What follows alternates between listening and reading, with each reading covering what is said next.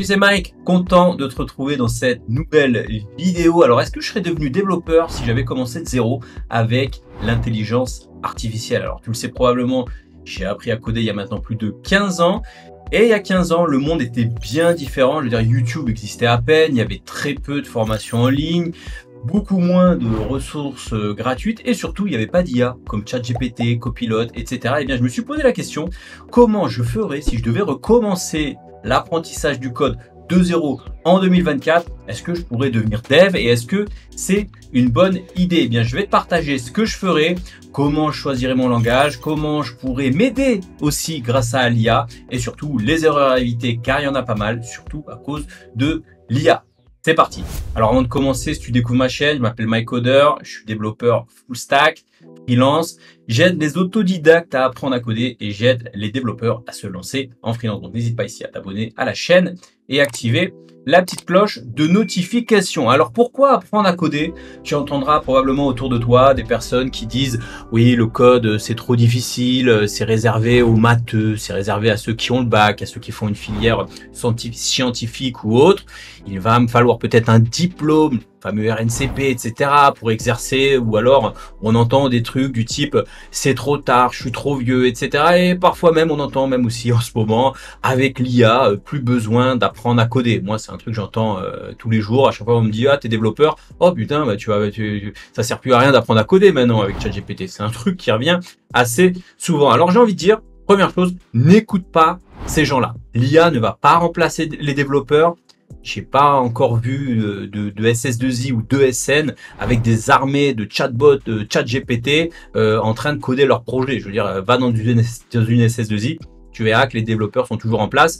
Et j'ai pas non plus vu d'entrepreneurs coder un SaaS de zéro avec ChatGPT, un SaaS sérieux. Je veux dire, l'IA, c'est simplement un outil surpuissant, un super assistant en fait pour développeurs. Alors, si tu penses qu'être un développeur, c'est seulement faire une home page et un bouton et un appel d'API, bah, je pense que c'est sûr que si ta vision du dev, c'est juste savoir faire une home page et 3 boutons, effectivement, ce type de développeurs vont pas faire long feu. Être un développeur, bien sûr que c'est plus que cela. Il faudrait peut-être redéfinir un petit peu le rôle du développeur. Enfin bref, n'écoute pas ces gens-là. Bien sûr que devenir développeur, ça va te demander des efforts, ça va te demander du temps, de l'investissement, etc. Mais c'est un métier passionnant et c'est un métier qui est toujours d'actualité, que tu peux apprendre à n'importe quel âge, j'ai envie de dire, sans école, sans diplôme, que tu peux faire à distance, en remote, etc. Pour moi, c'est quand même une manière relativement sûre d'avoir un bon job et d'avoir un bon salaire, tout simplement. Et certains développeurs atteignent les 10K par mois facilement. C'est le moment où tu as envie, on va dire, de te lancer en freelance. Bref, oui, apprendre à coder en 2023, en 2024 est une excellente opportunité. Alors, pourquoi j'insiste là-dessus? Tu vas dire, c'est pas le sujet de la vidéo. Eh bien, j'insiste dessus parce que c'est des trucs qu'on entend un petit peu partout. Et surtout, si tu cherches à apprendre à coder aujourd'hui, en 2023-2024, en partant de zéro, eh bien, j'ai envie de dire que la première étape, c'est d'être sûr, à titre personnel, d'être sûr à 100%, être persuadé que c'est la meilleure chose à faire, que c'est la bonne chose à faire. Je veux dire, si t'es pas sûr, si t'es pas persuadé et que tu te lances dans l'apprentissage du code, tu vas pas faire long feu parce que c'est quand même quelque chose qui va te prendre du temps, qui est difficile. Donc la première étape, c'est de s'auto-persuader, d'en être persuadé, fais des recherches et ça t'évitera de faire un peu l'effet girouette. J'apprends un mois de code, ensuite je passe au projet crypto et ensuite je pars sur quelques autres projets un peu mainstream comme t'entends à la mode. Je vais pas en citer. Alors ensuite, une fois que tu es sûr que tu veux devenir développeur, la première étape, c'est bien évidemment de choisir un langage. Alors, je te ferai peut-être une vidéo plus détaillée sur le sujet, mais en gros, n'apprends pas 10 langages, 10 technos, etc. Je veux dire, choisis ton langage en fonction de quelques critères relativement simples. Je veux dire, peut-être le premier critère, on va dire la popularité sur le marché. Je veux dire, quand tu débutes, ton temps est précieux. Je veux dire, ne va pas te mettre à apprendre du Julia, ou je sais pas, je connais pas ce langage, mais va pas apprendre un langage qui sort du chapeau, va directement dans le top 3 des langages les plus populaires et répandus sur le marché. Allez, on va citer JavaScript, Python, Java. Allez, je vais mettre un top 5, C#, PHP peut-être, même si PHP, vous savez que j'aime bien taper un peu sur les devs PHP, c'est un petit peu en train de passer, mais ça reste quand même toujours répandu. Donc même PHP à la limite, pourquoi pas. Donc un de ces langages, un des langages du moins qui est répandu, qui a une popularité, où il y a une demande sur le marché. Donc ça, c'est un des premiers critères. Ensuite, regarde du côté du domaine. Qu'est-ce que tu veux faire? En fait, le code, tu peux faire un peu de tout et n'importe quoi. Est-ce que tu veux faire du web? Si tu veux faire du web, ok, peut-être apprendre du JavaScript. Tu veux faire du logiciel, du software, peut-être faire du C#, du Java. Tu veux faire du mobile, ok, peut-être apprendre Kotlin, peut-être apprendre Swift, Swift UI, etc. De l'embarquer, peut-être de l'assembleur, du Python, du Rust, etc. Autre chose que tu dois regarder aussi, c'est la difficulté d'apprentissage. Je vais rien t'apprendre de nouveau, plus c'est difficile, plus c'est long. Ça, c'est une des premières choses. Je veux dire, apprendre JavaScript, quand même, c'est beaucoup plus simple qu'apprendre du Java ou du C++, par exemple. Donc, pose-toi la question, est-ce que j'ai le temps ou est-ce que je dois être rapidement employable, prêt pour rejoindre une mission, rejoindre un CDI, etc. Personnellement, tu sais très bien, je recommande JavaScript. Pourquoi? Parce que c'est le langage qui a une forte demande sur le marché, qui est polyvalent et j'ai envie de dire, entre guillemets, qui est relativement simple à apprendre. Hein, alors, je sais que c'est pas simple, mais parmi les langages les plus populaires, les plus répandus, avec une demande sur le marché, ça reste quand même un langage relativement simple à apprendre. Mais après, peut-être que tu as plus de temps. Si tu as plus de temps, eh bien peut-être que si tu as plus de temps, prends le temps d'apprendre du C, du C++, du Java, etc. Bref, ça va dépendre de toi. Mais une fois que tu as fait ton choix, j'ai envie de te dire, une fois que tu as fait ton choix, tiens-toi-y. Moi, j'ai un truc que je répète souvent, c'est fais un choix rapide et tiens-le longtemps. Ça, c'est hyper important. Pourquoi je dis ça? Parce que parfois, je vois des développeurs, ils hésitent sur un langage. Je rediscute avec eux 3 mois, 6 mois, 8 mois, 1 an plus tard. Alors, t'en es où? Ouais, je suis pas sûr. C'est quoi la meilleure option? Est-ce que du Python? Est-ce que du C? Est-ce que du machin? Non. Là, si tu fais ça, tu vas jamais t'en sortir. Prends un choix rapide. Je dis pas de prendre n'importe quoi, mais tu vois, tu prends une semaine, 2, 3 semaines, allez, 1 mois maximum pour regarder un petit peu le langage, mais fais un choix rapide et tiens-toi-y longtemps. Ça veut dire que une fois que tu as fait ton choix sur ton langage, tu changes pas avant minimum 1 an. Je veux dire, il va falloir au moins 1 an pour être un bon développeur. Donc si t'es pas prêt à faire ces efforts, écoute, va dans la restauration, fais autre chose, mais voilà, il faut passer le temps à apprendre le même langage des heures et des heures par jour et voilà, c'est tout, il n'y a pas de secret, il n'y a pas de miracle. La deuxième étape, c'est de choisir son framework. Alors tu vas me dire, oula, c'est quoi la différence, langage, framework, etc. Un langage, c'est quoi? C'est une syntaxe particulière pour écrire du code. C'est juste une syntaxe en fait. Un framework, il faut voir ça comme une sorte de boîte à outils qui va te permettre de faire des choses. Donc c'est une boîte à outils basée sur le langage en question. Alors souvent un développeur, ça connaît deux choses, ça connaît le langage et le framework associé. Moi par exemple, pendant longtemps, j'étais développeur Java, Spring par exemple, mais il y a d'autres combinaisons. Tu as PHP, Symfony, tu as C#, .NET, tu as Python, Django, JavaScript, Angular, ou JavaScript React, ou React Next, etc. C'est des combinaisons langage, framework. Une fois que tu es sûr de ça, eh bien trouve des ressources. On a plein maintenant des ressources en ligne. Donc tu peux, si je repartais de zéro, j'irais voir un peu les ressources en ligne, parce qu'au début on n'ose pas trop investir de l'argent et tout. Ok, t'as pas d'argent, t'as pas envie d'investir, t'es pas trop sûr ou quoi, tout est disponible en ligne. Donc t'as plus d'excuses. Si t'apprends pas le code aujourd'hui, t'as pas d'excuses. Moi, je vends des formations qui coûtent cher parce que je veux faire gagner du temps aux gens. T'as pas d'argent, tu prends le temps, c'est gratos, il y a tout gratos, donc zéro excuse. Les gens qui n'apprennent pas le code en 2023, en 2024, sont juste des flemmards parce qu'il n'y a aucune excuse. Toute l'information est disponible gratuitement quasiment sur Internet. Donc, tu suis des cours en ligne, des tutos, des choses comme ça.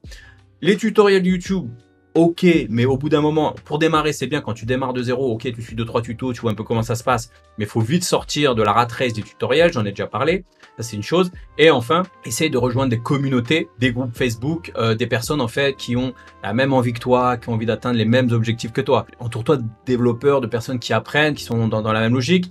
Et tu peux rejoindre le Discord MyCoder, il y a plein de gens qui sont dans le même cas que toi peut-être. Si tu as des potes qui ont tendance à jouer à FIFA et fumer des joints tous les week-ends et qui t'appellent pour sortir en boîte, etc. Écoute, c'est peut-être le moment de leur dire, bon les gars, j'ai autre chose à foutre. Tu vois, vraiment t'essayes de couper, t'essayes de te mettre, de te focus en fait sur ton nouveau projet parce que c'est un projet sur lequel tu dois être focus. Et donc si t'es pas prêt à faire cet effort, encore une fois, laisse tomber. Je veux dire, moi je préfère te prévenir. Arrête le truc, va faire de la restauration, tu mets ta petite Charlotte sur la tête, là tu livres des plateaux repas, des trucs comme ça. Le code, c'est sûr que ça va pas être pour toi, ok? Faut faire des sacrifices, c'est long, c'est dur, je suis désolé de le dire parce que moi des fois je reçois des messages, ouais Mike, tu nous avais pas dit que c'était dur. Ouais, c'est dur, c'est dur en fait. Si t'es pas prêt à faire l'effort, eh bien ne viens pas. Voilà, c'est tout, c'est comme ça. Je préfère un peu recadrer parce que moi j'en ai marre des messages, c'est dur. Bah si c'était facile, tout le monde ferait du dev, quoi. Je veux dire, il n'y aurait pas besoin, enfin voilà. Donc tu as compris un petit peu le message. Ensuite, la question à se poser, moi qui revient souvent, c'est que je vois pas mal de gens qui voilà, ils savent, je veux faire ça, du JavaScript, du React, du Angular, du machin, du ceci, du Django. Très bien, tu le sais. Mais la question à se poser, c'est comment réellement progresser? Voilà, comment réellement progresser? Alors je dirais que ça commence par première chose, j'apprends les bases. Donc apprends les bases. Les bases, quand tu pars de zéro, tu connais rien de rien. Tu apprends les bases, qu'est-ce que tu fais? Tu imprimes un cheat sheet, c'est-à-dire une sorte d'anti-sèche, tu vois. Dessus, tu as les bases du langage, c'est-à-dire les 80-20, quoi. Tu vois, tu as les 20% qui te donnent 80% des résultats. Tu imprimes ça, tu l'as devant toi, à tout moment, tu peux démarrer, tu peux faire des choses. C'est très important d'être à l'aise avec ces bases. Alors, j'ai envie de rebondir sur un autre sujet qui me vient comme ça à l'esprit. Il y a des gens qui me disent « Mike, tu dis qu'il ne faut pas apprendre par cœur et tout, machin ». Non, on n'apprend pas le code par cœur. C'est idiot, on n'apprend pas le code par cœur. Quand je reçois ce genre de message, mais moi, je dis, qui peut donner ce type d'information d'apprendre du code par cœur?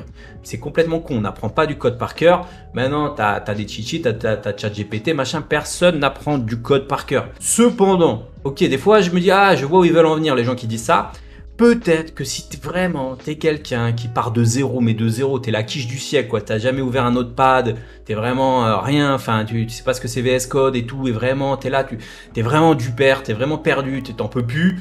Allez, éventuellement, on t'a appris à l'école, ok, j'apprends par cœur le machin, je récite et tout. Si tu veux, tu vois, ok, tu fais ça pendant une semaine ou deux, sur les bases du langage, sur la syntaxe. Si ça te rassure, si tu as peur que la maîtresse t'interroge, tu veux lever la main, tout ça, il n'y a pas de souci, tu apprends. Voilà, on est à l'école, si tu veux faire le bon élève, il n'y a pas de problème. Fais-le au début, voilà, ça te rassure. Mais après, non, on n'apprend pas le code par cœur, c'est une connerie. Donc voilà, tu as cette anti-sèche à côté de toi et ça te permet de démarrer. Donc ça, c'est important, donc je d'être à l'aise avec ces bases. Fais des tutos au début si tu veux, mais encore une fois, apprends rapidement à faire des choses par toi-même. Plus vite tu sors des tutos YouTube, il y en a en fait qui tombent dans les tutos, ça les dépanne, pop, et après ils passent à autre chose, ils font des trucs. Il y en a, ils restent là. Pendant les années, tu les vois, ils savent rien faire, quoi. Ils suivent que des tutos, ils sont abonnés à des grosses chaînes de tutos. Je citerai pas des noms, mais voilà, tu vois, ça sert à rien ces trucs-là. Ça dépanne, mais faut pas rester là-dedans. Apprends, j'en parle souvent, un truc très important, la résolution de problèmes. Un développeur, c'est quelqu'un qui résout des problèmes en permanence. Donc, apprends la résolution de problèmes. Donc, pour apprendre la résolution de problèmes, il n'y a pas d'autre solution que apprendre à faire des projets. Donc, créer des projets, même des petits projets. Hyper important. Maintenant, tu vas me dire, ça va peut-être pas suffire. Donc, maintenant, fais-toi aider et apprends de manière active. Le terme actif, c'est vraiment important que tu retiennes le terme actif. Donc, fais-toi aider. Tu peux trouver un mentor. Ça peut être quelqu'un que tu connais qui a atteint les mêmes résultats que tu souhaiterais atteindre. Ça, c'est hyper important d'avoir un mentor. Ça peut être aussi des mentors en ligne. Quelqu'un qui t'inspire sur Internet, sur les réseaux, et voilà, tu le suis et ça va être ton mentor. Tu peux aussi demander à ChatGPT d'être ton mentor, ton professeur, ça se fait très bien. Mais dans tous les cas, de manière active, ne demande pas des trucs un peu flous comme ça à ChatGPT.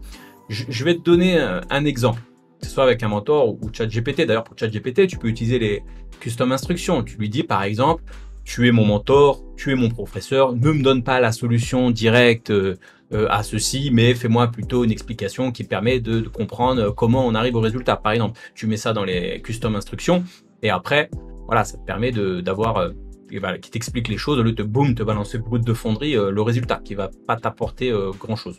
Donc, j'ai envie de dire, la manière passive, c'est quoi? Moi, je vois trop de devs qui sont en mode passif, ouais, j'attends le résultat, machin. La manière passive, c'est quoi? À éviter, hein. Ce qu'il faut éviter, je regarde un tuto de A à Z. Genre, tu cherches un tuto pour faire, tu veux faire une to-do list, tu cherches le tuto qui fait une to-do list et tu recopies la to-do list en Java. Import Java lang string. Non, là tu fais de la télécopie, de la télégraphie, je sais pas comment on appelle ça, de la retranscription. Ça c'est pas codé, ça sert à rien. T'oublies ça. Ça c'est le truc passif, ça marche pas. Si tu as un mentor, le truc passif à pas faire, c'est ouais, j'ai un problème, ça marche pas, tu peux me le résoudre. Moi j'ai vu des personnes, à un moment, tu te demandes une fois, ils te demandent 3 fois, en gros, cherche un peu quoi, tu vois, j'ai envie de dire. Moi j'ai vu des fois, tu vois, tu as des gens qui sont là, ils font problème, je demande, ils font problème, je demande, ils font problème, je demande. Non, tu as un problème, tu demandes pas. Tu fais, tu as un problème, tu essaies de résoudre tout seul d'abord avant de demander. Ok? Ça, c'est hyper important. Ensuite, il y a des manières de demander la solution, tu vois. Il faut demander la solution de manière précise. Il faut pas être... j'en reparlerai un petit peu plus tard dans les bonnes manières de faire. Pareil, demander à ChatGPT, truc à pas faire. Tu cherches à faire une application, une to-do list par exemple. Tu dis à ChatGPT, bon ok, on fait une to-do list. Et là, il va te générer du code et du code et du code et tu vas copier-coller comme un tuto. Ça c'est la manière passive, ça sert à rien. Ça va te faire découvrir un peu de choses, mais ça va pas t'apprendre à coder. La manière active, c'est quoi? La manière active, c'est de pas regarder de tuto YouTube, sauf pour des cas précis. Cas précis, c'est quoi? Ok, tu as besoin de faire un appel d'API. Ok, tu es bloqué. Ça arrive, tu es bloqué, tu sais pas comment, le serveur il te répond pas, il y a un problème. Bon, voilà, tu cherches un tuto YouTube, le mec il dit voilà, comment on fait un appel d'API, machin, tout ça. Bon, voilà, ok, tu as cherché quelque chose de précis. C'est pas, tu as suivi bêtement. Ça, c'est ok. Tu peux demander à ton mentor, comme je te disais, après avoir essayé des solutions. Pareil, c'est dit, ça marche pas, le serveur, ça marche pas, il répond pas. C'est pas comme ça qu'on demande à un mentor. Tu vas pas faire chier ton mentor. Mais si tu es en entreprise, si tu es en stage, si tu es avec des gens. Moi, j'ai vu des gens qui demandaient à chaque fois qu'ils bloquent. Non, il faut demander de manière précise. Je te donne un exemple. Reprenons l'appel d'API. Bah, ça marche pas mon appel d'API, j'en ai marre. Non, non. Ok. Je fais un appel d'API, il reste sur la ressource machin. Ok, j'ai une erreur, code 401.